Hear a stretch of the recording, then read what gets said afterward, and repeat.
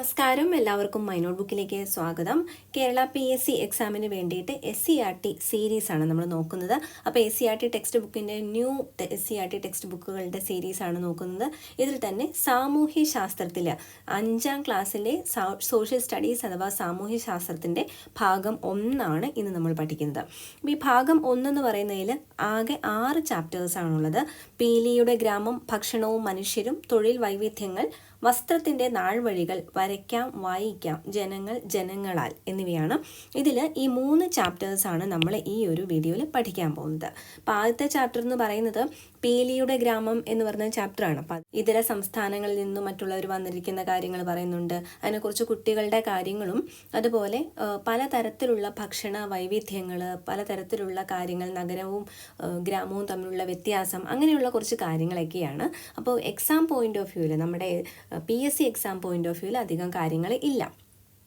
അപ്പോൾ അതിൽ പറഞ്ഞിരിക്കുന്ന ഒരു കാര്യം, ഇതര സംസ്ഥാനങ്ങളിൽ നിന്നും കേരളത്തിലേക്ക് അതിഥി തൊഴിലാളികൾ എത്തുന്നുണ്ട്. അസം, ബീഹാർ, പശ്ചിമ ബംഗാൾ, ജാർഖണ്ഡ് എന്നീ സംസ്ഥാനങ്ങളിൽ നിന്നുമാണ് കൂടുതൽ പേരും കുടുംബമായി എത്തുന്നത്. അങ്ങനെ പീലിയുടെ ഗ്രാമത്തിൽ പോകുന്ന കുറച്ച് കുട്ടികളും അങ്ങനെ ഗ്രാമവും നഗരവും തമ്മിലുള്ള വ്യത്യാസങ്ങളും ഒക്കെയാണ് അതിൽ പറയുന്നത്. അപ്പോൾ നമ്മുടെ PSCക്ക് അതിൻ്റെ പോയിന്റ് ഓഫ് വ്യൂവിൽ വരുന്ന ക്വസ്റ്റ്യൻസ് അധികം ഇല്ല. ഇനി രണ്ടാമത്തെ ചാപ്റ്റർ പഠിക്കുകയാണെങ്കിൽ ഭക്ഷണവും മനുഷ്യരും എന്നാണ്. ഭക്ഷണവും മനുഷ്യരും. അപ്പോൾ ഇതിൽ ആദ്യം തന്നെ ഒരു ഡയറി കുറിപ്പാണ് കാണിക്കുന്നത്. അപ്പോൾ അതിൽ എഴുതിയിരിക്കുന്നത് ഒക്ടോബർ 16 എന്താണ്? ലോക ഭക്ഷ്യ ദിനം. അത് പ്രധാനമായിട്ട് ഓർത്തിരിക്കുക. ഒക്ടോബർ 16ൻ്റെ പ്രത്യേകത എന്തായാലും ഓർത്തിരിക്കുക. എന്താണ്? ലോക ഭക്ഷ്യ ദിനമാണ്. ഇനി നമ്മൾ ഭക്ഷണത്തെ പറ്റി പറയുമ്പോൾ ആദിമ മനുഷ്യൻ എങ്ങനെ ഭക്ഷണം കഴിച്ചിരുന്നു? ഇര തേടി കഴിച്ചിരുന്നു. അതിന് ശേഷമാണ് വേവിച്ച് കഴിക്കാൻ തുടങ്ങിയത്. തീ കണ്ടുപിടിച്ചതിന് ശേഷമാണ് അങ്ങനെ ചില മൃഗങ്ങളെ ഇണക്കി വളർത്താൻ തുടങ്ങി. വേട്ടയാടുന്നതിന് വേണ്ടിയിട്ടും അതുപോലെ ഭക്ഷണത്തിന് വേണ്ടിയിട്ടും വളർത്താൻ തുടങ്ങി. അപ്പോൾ അതിനെപ്പറ്റിയൊക്കെ നോക്കാം. തീ ഉൽപാദനവും നിയന്ത്രണവും. ഉണങ്ങിയ മരങ്ങൾ തമ്മിലുരഞ്ഞും പാറയിലുരഞ്ഞും തീ ഉണ്ടാകുന്നത് മനുഷ്യർ കണ്ടു. ഉണക്കമരം പാറയിൽ ഉരച്ചോ കല്ലുകൾ കൂട്ടിമുട്ടിച്ചോ തീ ഉണ്ടാക്കാമെന്നാണ് അവർ മനസ്സിലാക്കിയത്. ഭക്ഷ്യോൽപാദനത്തെപ്പറ്റി പറയുകയാണെങ്കിൽ കാലക്രമേണ മനുഷ്യർ ഭക്ഷണ ആവശ്യത്തിനായി മൃഗങ്ങളെ ഇണക്കി വളർത്തുവാനും സസ്യങ്ങളെ പരിപാലിക്കുവാനും തുടങ്ങി. ഭക്ഷണ ആവശ്യത്തിനായിട്ട് അവരാദ്യം ഇണക്കി വളർത്തിയത് ആരെയായിരുന്നു? ആട്, ചെമ്മരിയാട് തുടങ്ങിയ മൃഗങ്ങളെയായിരുന്നു ഭക്ഷ്യ ആവശ്യത്തിനായിട്ട് ഇണക്കി വളർത്തിയത്. മനുഷ്യരോട് ആദ്യം ഇണങ്ങിയതും മനുഷ്യർ ആദ്യം ഇണക്കി വളർത്താൻ ആരംഭിച്ചതുമായ മൃഗമാണ് നായ. മനുഷ്യരോട് വേഗം ഇണങ്ങിച്ചേരാൻ കഴിവുള്ളതിനാൽ വേട്ടയാടലിനും കാവലിനുമായി നായകളെ ഉപയോഗപ്പെടുത്തിയിരുന്നു. കൃഷി വ്യാപകമായതോടെ മറ്റു മൃഗങ്ങളെയും ഭക്ഷണത്തിനും മറ്റാവശ്യങ്ങൾക്കുമായി ഇണക്കി വളർത്താൻ തുടങ്ങി. അങ്ങനെയാണ് ആട്, ചെമ്മരിയാട് എന്നിവയൊക്കെ വളർത്താൻ തുടങ്ങിയത്. അടുത്തത് ധാന്യപ്പുര അഥവാ ഗ്രാനറി. പ്രാചീന ഇന്ത്യയിൽ നിലനിന്നിരുന്ന നദീതട സംസ്കാരമായിരുന്നു സിന്ധു നദീതട സംസ്കാരം അഥവാ ഹാരപ്പൻ സംസ്കാരം. ഇനി വരുന്ന ക്ലാസ്സുകളിലെ SCERTയിലൊക്കെ നമുക്ക് ഇതിനെപ്പറ്റിയൊക്കെ കൂടുതൽ ഡീറ്റെയിൽ ആയിട്ട് പഠിക്കുന്നുണ്ട്. അപ്പോൾ നമുക്ക് ഡീറ്റെയിൽ ആയിട്ട് പഠിക്കാം. ഹാരപ്പൻ സംസ്കാരം, ഹിന്ദു നദീതട സംസ്കാരം. ഇവിടത്തെ ഏറ്റവും പ്രധാന സവിശേഷതകളിൽ ഒന്നാണ് ധാന്യപ്പുര. അവ ഇഷ്ടിക കൊണ്ട് കെട്ടിയുണ്ടാക്കിയതായിരുന്നു. വിദൂര ഗ്രാമങ്ങളിൽ നിന്ന് ധാന്യങ്ങൾ കൊണ്ടുവന്ന് ഈ ധാന്യപ്പുരകളിൽ സൂക്ഷിച്ചു വെച്ചിരുന്നു. ഭക്ഷ്യവസ്തുക്കളുടെ കൈമാറ്റം ദക്ഷിണേന്ത്യയിൽ എങ്ങനെയായിരുന്നു? ഏകദേശം 1500 വർഷങ്ങൾക്ക് മുമ്പ് ദക്ഷിണേന്ത്യയിൽ ഭക്ഷ്യവസ്തുക്കളുടെ കൈമാറ്റം നിലനിന്നിരുന്നതായി സംഘകാല കൃതികളിൽ സൂചിപ്പിച്ചിട്ടുണ്ട്. ഈ ഒരു ഭക്ഷ്യ കൈമാറ്റം ബാർട്ടർ സിസ്റ്റം പോലെ ഉണ്ടായിരുന്നെന്ന് സംഘകാല കൃതികളിൽ പറഞ്ഞിട്ടുണ്ട്. ഓരോ പ്രദേശത്തുള്ളവരും മറ്റു പ്രദേശങ്ങളിലുള്ളവർക്ക് അവർ സമാഹരിച്ച ഭക്ഷ്യവസ്തുക്കൾ കൈമാറുകയും അവരിൽ നിന്ന് തങ്ങൾക്കാവശ്യമുള്ളവ സ്വീകരിക്കുകയും ചെയ്തിരുന്നു. കടൽ തീരത്ത് താമസിച്ചിരുന്നവർ മറ്റു പ്രദേശങ്ങളിലുള്ളവർക്ക് ഉണക്ക മത്സ്യവും ഉപ്പും കൈമാറി. പകരം മറ്റുള്ളവരിൽ നിന്ന് ഭക്ഷ്യവസ്തുക്കളും വനവിഭവങ്ങളും സ്വീകരിച്ചിരുന്നു. വനപ്രദേശങ്ങളിലുള്ളവർ ഇതര പ്രദേശങ്ങളിലുള്ളവർക്ക് വനവിഭവങ്ങൾ കൈമാറും. സമതലങ്ങളിൽ താമസിച്ചിരുന്നവർ തങ്ങളുടെ കാർഷികോൽപ്പന്നങ്ങൾ ഇതര പ്രദേശങ്ങളിലുള്ളവർക്ക് കൈമാറും. അപ്പോൾ കടൽ തീരത്തുള്ളവർ മറ്റു പ്രദേശങ്ങൾക്ക് എന്ത് കൈമാറും? അവരുടെ കയ്യിൽ എന്താണോ അത് കൊടുക്കുന്നു. അങ്ങനെയുള്ള ബാർട്ടർ സിസ്റ്റം അഥവാ കൈമാറ്റ സമ്പ്രദായം ഉണ്ടായിരുന്നു. നാണയ വ്യവസ്ഥ നിലവിൽ വരുന്നതിന് മുമ്പ് സാധനങ്ങൾ പരസ്പരം കൈമാറ്റം ചെയ്യപ്പെടുന്ന രീതിയാണ് ഉണ്ടായിരുന്നത്. ഈ കൈമാറ്റ രീതിയാണ് ബാർട്ടർ സമ്പ്രദായം എന്ന് അറിയപ്പെടുന്നത്. ദേശങ്ങൾ കടന്നും ഭക്ഷ്യവസ്തുക്കളുടെ കൈമാറ്റം. ഭക്ഷ്യവസ്തുക്കളുടെ കൈമാറ്റം ഒരു പ്രദേശത്ത് മാത്രമായിട്ട് ഒതുങ്ങി നിന്നിരുന്നില്ല. ദേശങ്ങൾ കടന്നും ഈ കൈമാറ്റം വ്യാപിച്ചിരുന്നു. പ്രാചീന കാലം മുതൽക്ക് തന്നെ നമ്മുടെ നാടിന് വിദൂര ദേശങ്ങളുമായി സാധനങ്ങളുടെ കൈമാറ്റം ഉണ്ടായിരുന്നു. റോമാക്കാർ, ചൈനക്കാർ, അറബികൾ, പേർഷ്യക്കാർ, ജൂതർ എന്നിവരുമായാണ് പ്രധാനമായിട്ടും കൈമാറ്റങ്ങൾ നിലനിന്നിരുന്നത്. ഇന്ത്യയിൽ നിന്നും മറ്റ് ദേശങ്ങളിലേക്ക് പ്രധാനമായും കൈമാറ്റം ചെയ്യപ്പെട്ടത് കുരുമുളക്, ഏലം, ഇഞ്ചി, ഗ്രാമ്പൂ, കറുവപ്പട്ട തുടങ്ങിയ സുഗന്ധ വ്യഞ്ജനങ്ങളായിരുന്നു. ഇവയിൽ വിദേശികൾക്ക് ഏറ്റവും പ്രിയപ്പെട്ടത് കറുത്ത പൊന്ന് എന്നറിയപ്പെടുന്ന കുരുമുളകായിരുന്നു. ഇന്ത്യയിലെത്തിയ പോർച്ചുഗീസ് സഞ്ചാരിയായ വാസ്കോഡ ഗാമ തിരികെ യൂറോപ്പിലേക്ക് പോയപ്പോൾ യാത്രാ ചെലവിൻ്റെ 60 ഇരട്ടി വിലയുടെ ചരക്കുകൾ കൊണ്ടുപോയിരുന്നതായി ചരിത്രരേഖകളിൽ പറയുന്നുണ്ട്. വിദേശികൾക്ക് ഏറ്റവും പ്രിയപ്പെട്ടത് കറുത്ത പൊന്ന് എന്നറിയപ്പെടുന്ന കുരുമുളകായിരുന്നു. ഭക്ഷണവും അസമത്വവും. ഭക്ഷണവുമായി ബന്ധപ്പെട്ട് നമ്മുടെ നാട്ടിൽ പലതരത്തിലുള്ള അസമത്വങ്ങളും നിലനിന്നിരുന്നു. സാമൂഹികമായ അസമത്വങ്ങൾ എല്ലാ വിഭാഗം ജനങ്ങളും ഒരുമിച്ചിരുന്ന് ഭക്ഷണം കഴിക്കുന്നതിൽ തടസ്സമുണ്ടാക്കി. പല പല ജാതിയിലും മതങ്ങളിലും ഉള്ള വിഭാഗം ജനങ്ങൾ ഒരുമിച്ചിരുന്ന് ഭക്ഷണം കഴിക്കുന്നതിന് തടസ്സമുണ്ടാക്കിയിരുന്നു സാമൂഹികമായ അസമത്വങ്ങൾ നിലനിന്നിരുന്ന ആ കാലത്ത്. അങ്ങനെ ഇങ്ങനെയൊരു വിവേചനത്തിനെതിരെ സാമൂഹിക പരിഷ്കർത്താവായ ശ്രീ സഹോദരൻ അയ്യപ്പൻ്റെ നേതൃത്വത്തിൽ എറണാകുളത്തെ ചെറായിയിൽ മിശ്രഭോജനം നടത്തുകയുണ്ടായി. അപ്പം മിശ്രഭോജനം ആരുടെ നേതൃത്വത്തിലാണ് നടന്നത്? ശ്രീ സഹോദരൻ അയ്യപ്പൻ. എറണാകുളത്തെ ചെറായിലാണ് അത് നടന്നത്. എന്തിനെതിരെയായിരുന്നു? ഈ ഒരു സാമൂഹിക അസമത്വത്തിനെതിരെയായിരുന്നു. അതായത് ഭക്ഷണവും അസമത്വവും അതിനെതിരെയായിരുന്നു അദ്ദേഹം ഈ ഒരു മിശ്രഭോജനം നടത്തിയത്. 1917 മെയ് 29 വിവിധ ജാതിക്കാരെ ഒന്നിച്ചിരുത്തി സഹോദരൻ അയ്യപ്പൻ്റെ നേതൃത്വത്തിൽ എറണാകുളം ജില്ലയിലെ ചെറായിയിൽ മിശ്രഭോജനം സംഘടിപ്പിച്ചത്. എല്ലാ വിഭാഗം ജനങ്ങൾക്കും ഒന്നിച്ചിരുന്ന് ഭക്ഷണം കഴിക്കുന്നതിനുള്ള അവകാശം നിഷേധിക്കപ്പെട്ടതിനെതിരെയാണ് ഈ സമരം നടത്തിയത്. മിശ്രഭോജനത്തിന് നേതൃത്വം കൊടുത്തതിനാൽ ശക്തമായ എതിർപ്പ് സഹോദരൻ അയ്യപ്പന് നേരിടേണ്ടതായി വന്നു. കേരളത്തിൽ നിലനിന്നിരുന്ന സാമൂഹികമായ അസമത്വത്തെയാണ് ഇത് വെളിവാക്കുന്നത്. ജാതി വ്യവസ്ഥയാണ് ഈ അസമത്വത്തിന് കാരണമായത്. അപ്പോൾ ഇവിടെ മിശ്രഭോജനം നടത്തിയത് ആരാണ്, എവിടെയാണ് എന്ന് നമ്മൾ പഠിച്ചു. എന്നാണ്? 1917 മെയ് 29. ബംഗാളിലെ ഭക്ഷ്യക്ഷാമം. ബ്രിട്ടീഷ് ഭരണകാലത്തെ അമിതമായ സാമ്പത്തിക ചൂഷണം ഇന്ത്യയിൽ ഭക്ഷ്യക്ഷാമത്തിന് കാരണമായി. തൽഫലമായി നിരവധി പേർ മരണപ്പെടുകയും ചെയ്തു. ഇതിനൊരു ഉദാഹരണമാണ് ഭക്ഷ്യക്ഷാമം. ഭക്ഷ്യക്ഷാമം എവിടെയാണ്? 1943 ബംഗാളിൽ ഉണ്ടായ ഭക്ഷ്യക്ഷാമം. ബംഗാളിലെ ജനങ്ങളുടെ പ്രധാന ഉപജീവന മാർഗം കൃഷിയായിരുന്നു. ബംഗാൾ തീരത്തുണ്ടായ ശക്തമായ കൊടുങ്കാറ്റിന്റെ ഫലമായി അവിടുത്തെ നെൽകൃഷി വ്യാപകമായി നശിച്ചു. ഇതിനെ തുടർന്ന് ബംഗാളിൽ ഭക്ഷ്യക്ഷാമം ഉണ്ടായി. ഈ ക്ഷാമകാലത്ത് ഏകദേശം 30 ലക്ഷം പേർ പട്ടിണി മൂലം മരണപ്പെട്ടു എന്നാണ് അറിയുന്നത്. ദാരിദ്ര്യത്തിനും പട്ടിണിക്കും എതിരെയുള്ള പ്രവർത്തനങ്ങൾ ശക്തിപ്പെടുത്തുകയും എല്ലാവർക്കും ഭക്ഷണം ഉറപ്പാക്കുകയും ചെയ്യുക എന്ന ലക്ഷ്യത്തോടെ ഓരോ വർഷവും ഒക്ടോബർ 16, നമ്മൾ ആദ്യം തന്നെ പറഞ്ഞിരുന്നു ഈ ഒരു ചാപ്റ്ററിന് തുടക്കത്തിൽ, ഒക്ടോബർ 16 ലോക ഭക്ഷ്യദിനമായി ആചരിക്കുന്നു. എന്തിനു വേണ്ടിയിട്ടാണ്? ദാരിദ്ര്യത്തിനും പട്ടിണിക്കും എതിരെയുള്ള പ്രവർത്തനങ്ങൾ ശക്തിപ്പെടുത്തുന്നതിനും എല്ലാവർക്കും ഭക്ഷണം ഉറപ്പാക്കുകയും ചെയ്യണം എന്ന ലക്ഷ്യത്തോടെയാണ് ഒക്ടോബർ 16 ലോക ഭക്ഷ്യദിനമായിട്ട് ആചരിക്കുന്നത്. ദാരിദ്ര്യ നിർമ്മാർജ്ജനത്തിനായി വിവിധ പദ്ധതികൾ നടപ്പിലാക്കി മാതൃകയായ സംസ്ഥാനമാണ് നമ്മുടെ കേരളം. ദാരിദ്ര്യ നിർമ്മാർജ്ജനത്തിനായി കേരള സർക്കാർ രൂപം കൊടുത്തിട്ടുള്ള പദ്ധതിയായ കുടുംബശ്രീ മിഷൻ ഇതിന് ഒരു ഉദാഹരണവും ആണ്. അടുത്തത് ദേശീയ ഭക്ഷ്യ സുരക്ഷാ നിയമം. National food security act. National food security act 2013.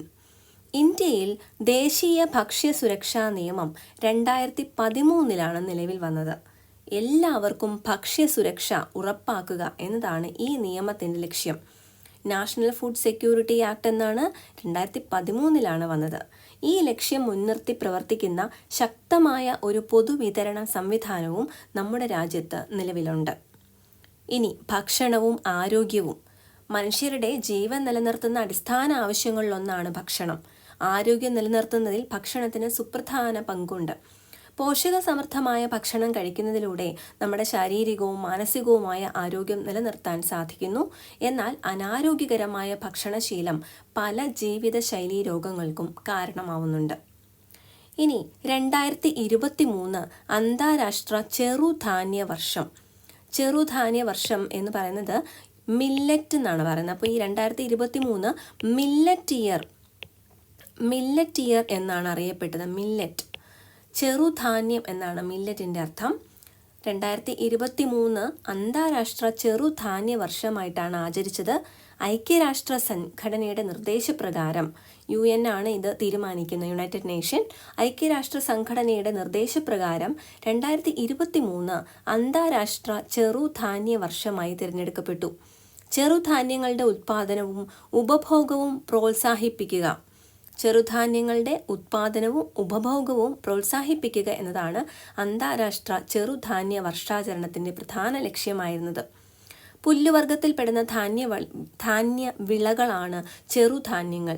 ധാന്യവിളകൾ jowar, ragi, വരക്, തിന. Ragi, മണിച്ചോളം അഥവാ ജോവർ, ബാർലി, വരക്, ബജ്റ, തിന എന്നിവയൊക്കെ മില്ലറ്റ്സ് അഥവാ ചെറുധാന്യങ്ങളിൽ ഉൾപ്പെടുന്നു. ഹൃദയ സംബന്ധമായ പ്രശ്നങ്ങളെയും മറ്റ് ജീവിതശൈലീ രോഗങ്ങളെയും നിയന്ത്രിക്കാൻ ചെറുധാന്യങ്ങൾക്ക് കഴിയും. അതിനാൽ പോഷകസമൃദ്ധമായ ചെറുധാന്യങ്ങൾ നമ്മുടെ ഭക്ഷണത്തിൽ നിത്യേന ഉൾപ്പെടുത്തേണ്ടതാണ്. അപ്പോൾ ഇത് ചെറുധാന്യ വർഷം എന്ന് പറഞ്ഞു. ഇതിൻ്റെ ഒപ്പം തന്നെ നിങ്ങൾ പഠിച്ചിരിക്കേണ്ട ഒരു കാര്യം എന്ന് പറയുന്നത് 2024 ലോക ഒട്ടക വർഷം, ക്യാമലിറ്റ്സിൻ്റെ വർഷമായിരുന്നു. അതുപോലെ 2025 എന്ന് പറഞ്ഞത് സഹകരണത്തിൻ്റെ അല്ലെങ്കിൽ കോപ്പറേറ്റീവിൻ്റെ വർഷമായിരുന്നു. അങ്ങനെ ചില വർഷങ്ങളുടെ പ്രത്യേകതകൾ പഠിച്ചു വയ്ക്കുക. അപ്പോൾ ഇവിടെ നമ്മൾ ഭക്ഷണത്തെ പറ്റി പറയുന്നതുകൊണ്ടാണ് ഈ ഒരു വർഷത്തിൻ്റെ പ്രത്യേകത ഇവിടെ പറഞ്ഞത്. അപ്പോൾ ഇത്രയാണ് ആ രണ്ടാമത്തെ ചാപ്റ്ററിലും പഠിക്കാനുള്ളൂ നമുക്ക് PSC ബേസിൽ. ഇനി മൂന്നാമത്തെ ചാപ്റ്ററിൽ തൊഴിൽ വൈവിധ്യങ്ങളാണ്. തൊഴിൽ വൈവിധ്യങ്ങൾ, എന്തൊക്കെ തരത്തിലുള്ള തൊഴിലുകളുണ്ട്, തൊഴിലുകളുടെ കാര്യത്തിൽ വരുന്ന ചില ടേംസ് നമുക്ക് പഠിക്കാനുണ്ട്. നമ്മൾ ചെയ്യുന്ന ചില പ്രവർത്തനങ്ങൾക്ക് സമ്മാനവും ചിലതിന് പ്രതിഫലവും ലഭിക്കുന്നു. അധ്യാപനം, കച്ചവടം, ആതുര സേവനം തുടങ്ങിയ പ്രവർത്തനങ്ങളിലൂടെ വ്യക്തികൾക്ക് പ്രതിഫലമായി പണം ലഭിക്കുന്നു. വിവിധ സാമ്പത്തിക പ്രവർത്തനങ്ങളിൽ ഏർപ്പെട്ടതിൻ്റെ ഫലമായി ഒരു വ്യക്തിക്ക് നിശ്ചിത കാലയളവിൽ ലഭിക്കുന്ന പണമാണ് വരുമാനം എന്ന് പറയുന്നത്. വരുമാനം എന്നാൽ എന്താണ്? വിവിധ സാമ്പത്തിക പ്രവർത്തനങ്ങളിൽ ഏർപ്പെട്ടതിൻ്റെ ഭാഗമായി ഒരു വ്യക്തിക്ക് നിശ്ചിത കാലയളവിൽ ലഭിക്കുന്ന പണമാണ് വരുമാനം. ഇങ്ങനെ പണം പ്രതിഫലമായിട്ട് ലഭിക്കുന്നു, അല്ലെങ്കിൽ ശമ്പളം, വരുമാനം എന്നിവ ലഭിക്കുന്നവരാണ് ജോലി ഉള്ളവർ എന്ന് പറയുന്നത്.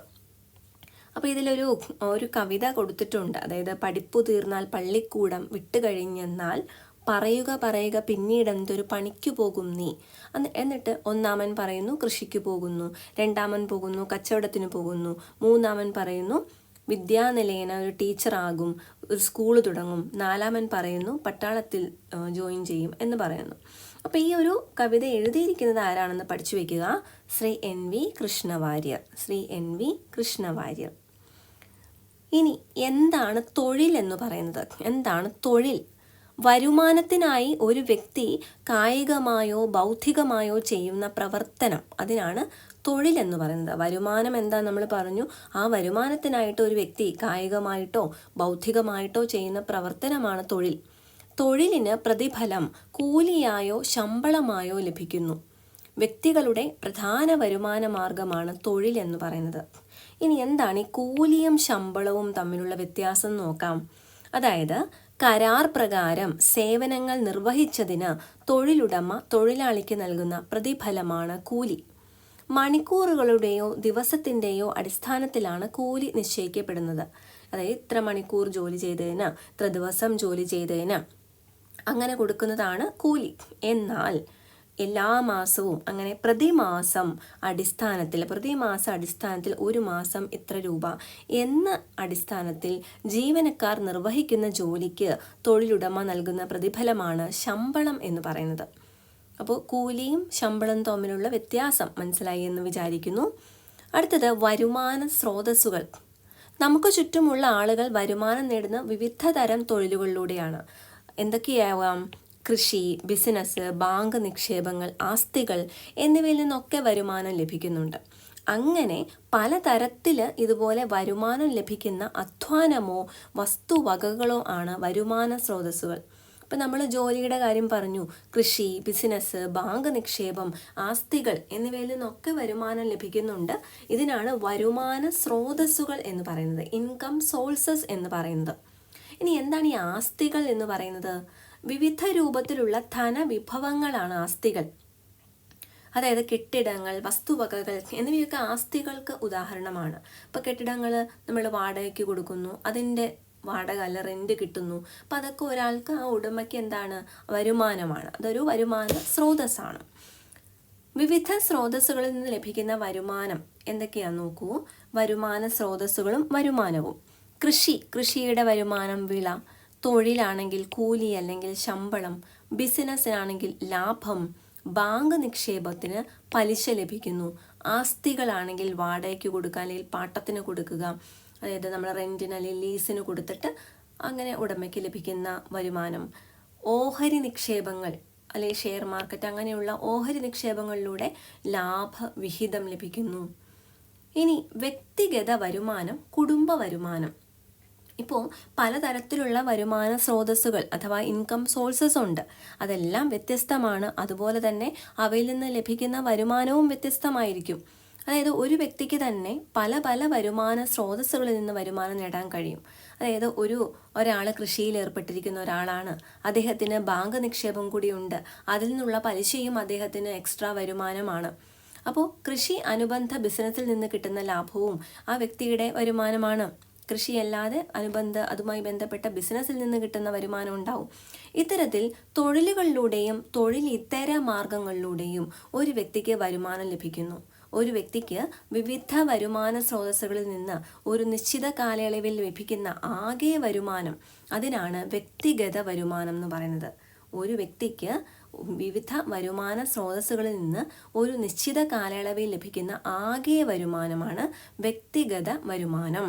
അപ്പോൾ ഇനി അടുത്തത് ഒരു കുടുംബം നോക്കി. ആ കുടുംബത്തിൽ ഒരുപാട് ആളുകൾക്ക് പല ആളുകൾക്കും വരുമാനം ഉണ്ടായിരിക്കും, പല തരത്തിലുള്ള സ്രോതസ് ഉണ്ടായിരിക്കും. അങ്ങനെ ഒരു കുടുംബത്തിലെ അംഗങ്ങൾക്കെല്ലാം കൂടി ഒരു നിശ്ചിത കാലയളവിൽ, അതായത് ഇപ്പോൾ പെർ ആനം പറയാം, ഒരു വർഷത്തിൽ ലഭിക്കുന്നത് പറയാം, അല്ലെങ്കിൽ പെർ മന്ത് അല്ലെങ്കിൽ ഒരു മാസത്തിൽ ലഭിക്കുന്നത് പറയാം.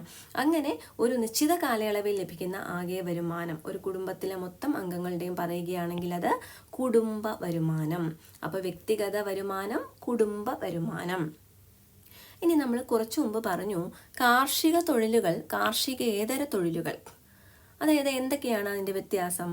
കാർഷിക തൊഴിലുകൾ പ്രകൃതി വിഭവങ്ങൾ ഉപയോഗപ്പെടുത്തി ഭക്ഷ്യവസ്തുക്കളുടെയും നാരുകളുടെയും ഉൽപാദനത്തിനായി സസ്യങ്ങൾ വളർത്തുന്നത്, കന്നുകാലി വളർത്തൽ, മത്സ്യകൃഷി എന്നിവയൊക്കെ കാർഷിക തൊഴിലുകളാണ്. ഇന്ത്യയുടെ സമ്പദ് വ്യവസ്ഥയിൽ കൃഷി ഒരു വലിയ പ്രധാന പങ്ക് വഹിക്കുന്നുണ്ട്. ഇന്ത്യയിലെ മൊത്തം തൊഴിലാളികളിൽ 46.5% പേർ കൃഷിയിലും അനുബന്ധ പ്രവർത്തനങ്ങളും ഏർപ്പെട്ടിരിക്കുന്നു. ഇത് എക്കണോമിക് റിവ്യൂ 2022-23 അനുസരിച്ചാണ് ഈ ഒരു ശതമാനത്തിൽ എത്തിച്ചേർന്നിരിക്കുന്നത്. കാർഷികേതര തൊഴിലുകൾ, കാർഷിക തൊഴിലുകളിൽ ഉൾപ്പെടാത്ത എല്ലാവിധ തൊഴിലുകളെയും കാർഷികേതര തൊഴിലായി പരിഗണിക്കാം. അപ്പോൾ ഇതുപോലെ സസ്യങ്ങൾ വളർത്തുന്നത്, കന്നുകാലി വളർത്തൽ, മത്സ്യകൃഷി എന്നിവയിലൊന്നും ഉൾപ്പെടാത്ത പല തൊഴിലുകളും കാർഷികേതര തൊഴിലാണ്.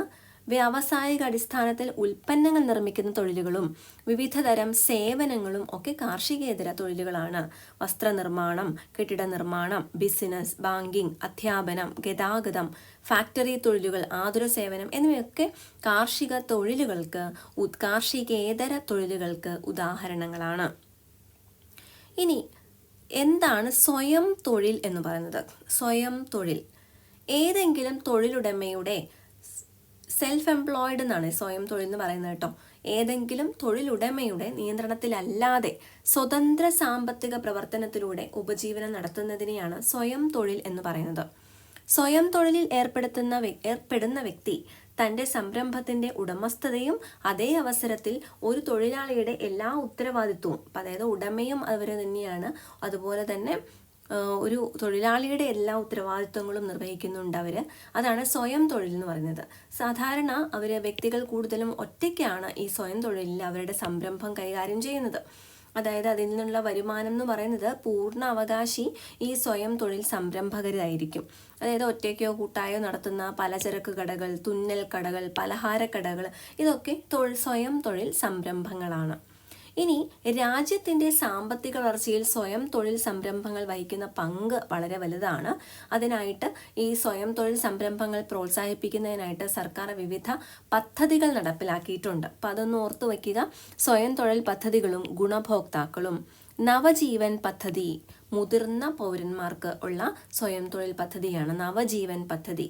കൈവല്യ ഭിന്നശേഷിക്കാർക്കുള്ളതാണ്. ശരണ്യ എന്ന് പറഞ്ഞാൽ വനിതകൾക്കുള്ള സ്വയം തൊഴിൽ പദ്ധതിക്ക് വേണ്ടിയിട്ടുള്ളതാണ്. ഇനി അടുത്ത ഈ ഒരു ചാപ്റ്റർ 4, 5, 6 വരുന്നത് നമുക്ക് അടുത്ത ഒരു വീഡിയോയിൽ പഠിക്കാം.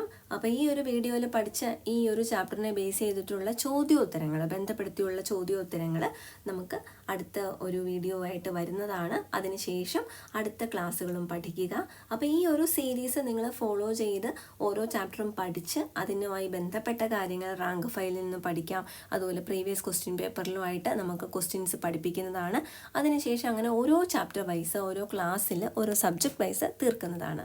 അപ്പോൾ ഇതുവരെ ഈ ഒരു ചാനൽ സബ്സ്ക്രൈബ് ചെയ്തിട്ടില്ലാത്തവരുണ്ടെങ്കിൽ സബ്സ്ക്രൈബ് ചെയ്യുക. നമ്മുടെ മൈ നോട്ട് ബുക്കിൻ്റെ യൂട്യൂബ്, അതിൻ്റെ ടെലിഗ്രാം ചാനലിലും വാട്സപ്പ് ചാനലിലും നിങ്ങൾക്ക് ജോയിൻ ചെയ്യാവുന്നതാണ്, ഫോളോ ചെയ്യാവുന്നതാണ്. അപ്പോൾ thank you so much for watching. Thank you.